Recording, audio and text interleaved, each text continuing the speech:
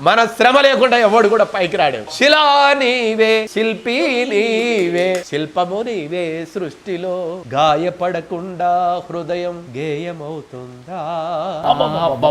ఆటుపోటులు ఎదురు దెబ్బలు లేని జీవితమున్నదా?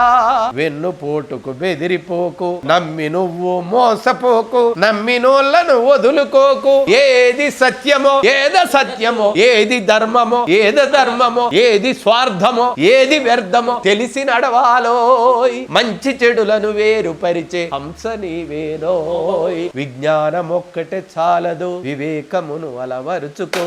ధనము ఒక్కటే చాలదు, నీ గుణమును సరి చేసుకో. కలిమిలేములు కష్ట సుఖములు కాలగమనము తెలుసుకో.